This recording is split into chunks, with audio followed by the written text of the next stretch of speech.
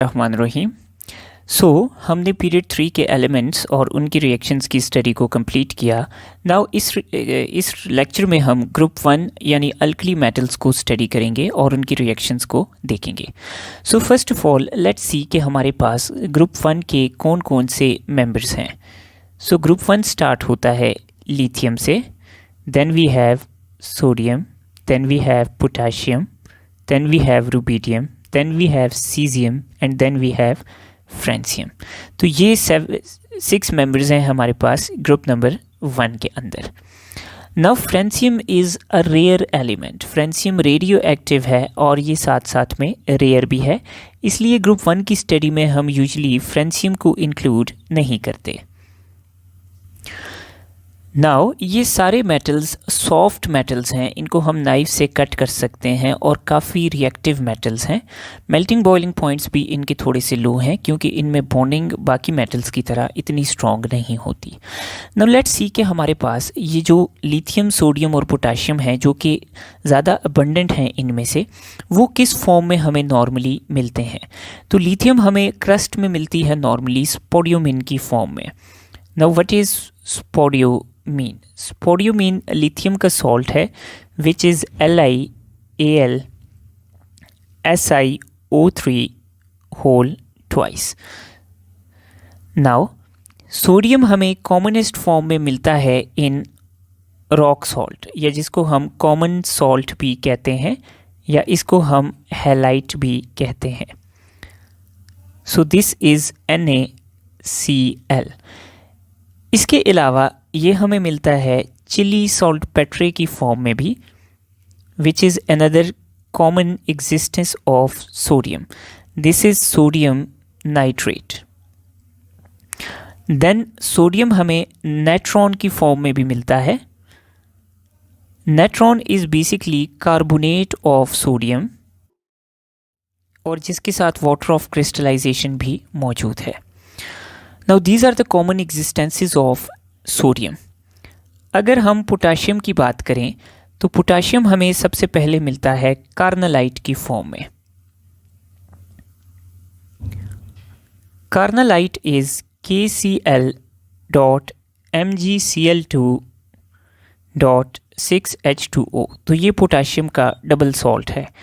इसके साथ पोटाशियम हमें मिलता है सिल्वाइट की फॉर्म में। Sylvite is simple KCl। And then हमें पोटाशियम मिलता है एलम स्टोन की फॉर्म में, which is K2SO4.Al2SO4 whole thrice dot 4AlOH3।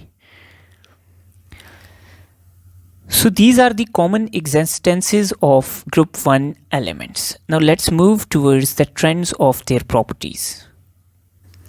So the first trend that we observe in group 1 metals is atomic radius of group 1 elements. So we know कि जैसे जैसे हम down the group move करते हैं तो हमारे पास down the group number of shells increases.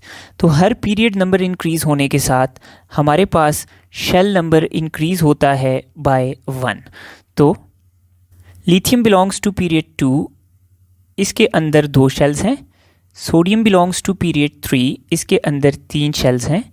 इसी तरह पोटाशियम में 4, रुबिडियम में 5, सीजियम में 6 और फ्रेंसियम में 7 शेल्स हैं। तो यूं due to increasing number of shells atomic radius increases down the group. Now next is the trend in their ionization energy. Ionization energy कैसे वेरी करती है? नाउ आयोनाइजेशन एनर्जी साइज़ के साथ वेरी करती है। जैसे जैसे साइज़ इंक्रीज होता है तो लास्ट शेल का इलेक्ट्रॉन न्यूक्लियस से दूर हो जाता है, इसको रिमूव करना आसान हो जाता है। तो आयोनाइजेशन एनर्जी का ट्रेंड ये होगा कि साइज़ बड़े होने की वजह से आयोनाइजेशन एनर्जी डिक्रीज करेगी down the group. So lithium has maximum ionization energy followed by sodium, potassium, rubidium, caesium and then francium. Then talking about electronegativity of these elements, what is the trend of electronegativity of these elements? So we know that जब हम down the group जाते हैं तो हम fluorine से नीचे move करते हैं, तो डाउन द ग्रुप एलिमेंट्स का साइज इंक्रीज होता है तो उनकी इलेक्ट्रोनेगेटिविटी डिक्रीज होती है. सो इलेक्ट्रोनेगेटिविटी भी आयोनाइजेशन एनर्जी की तरह it decreases down the group. Then talking about the trend of melting point and boiling point in group number 1. So what is the trend of melting point and boiling point in group 1 elements? तो let me show you कि lithium का size है small और नीचे अगर मैं caesium की बात करूं इसका साइज है वेरी लार्ज. अब due to same configuration, electronic configuration, इन दोनों के अंदर बॉन्डिंग बिल्कुल सिमिलर है, but due to smaller size lithium की बॉन्डिंग ज़्यादा कॉम्पैक्ट है क्योंकि इसके अंदर चार्जेस की डेंसिटी ज़्यादा स्ट्रॉन्ग होगी. सो डाउन द ग्रुप हमारे पास आयनिक बॉन्ड की स्ट्रेंथ, या जो हम इसमें मेटालिक बॉन्ड को कह सकते हैं, मेटालिक बॉन्ड की स्ट्रेंथ वीक होती जाती है, तो मेल्टिंग बॉइलिंग पॉइंट डिक्रीज होता है. So the trend of melting boiling point is again that it decreases down the group. Next important trend is trend in density of these elements. Now to understand density, we must know that density is given by mass divided by volume. तो down the group जाते हुए हमारे पास mass भी increase होता है और volume भी increase होता है, लेकिन ओवरऑल मैस में जो इंक्रीज है वो ज़्यादा होती है. Therefore density increases down the group. तो डाउन द ग्रुप डेंसिटी क्या होगी? इंक्रीज होगी. Now here N abnormal trend is observed कि पोटाशियम की डेंसिटी सोडियम से कम है. उसकी वजह यह है कि इसका जो वॉल्यूम है इसकी पैकिंग की वजह से मैस की प्रोपोर्शन में ज़्यादा इंक्रीज़ हो जाता है, तो वॉल्यूम के ज़्यादा इंक्रीज़ होने की वजह से इसकी डेंसिटी सोडियम से कम है.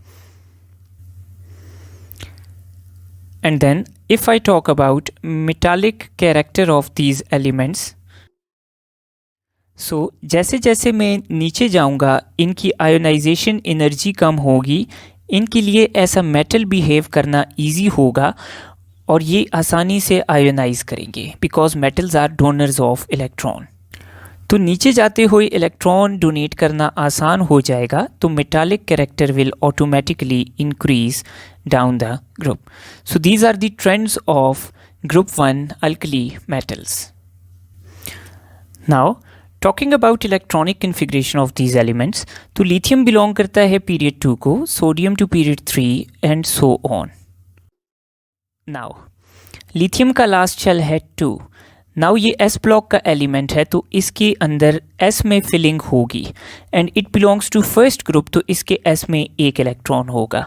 इसी तरह सोडियम की कन्फिग्रेशन होगी 3s1, पोटाशियम की 4s1 एंड सो ऑन. इनकी कन्फिग्रेशन हमारे पास प्रेजेंट होगी.